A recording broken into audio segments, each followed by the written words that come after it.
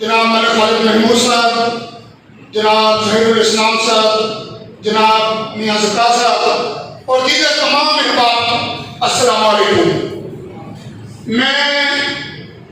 private school ایسوسی ایشن of Pakistan کی ساری مرکزی قیادت جو آج ملک صاحب کی دعوت پر یہاں آئے ہیں، میں شکر گزار ہوں ان کا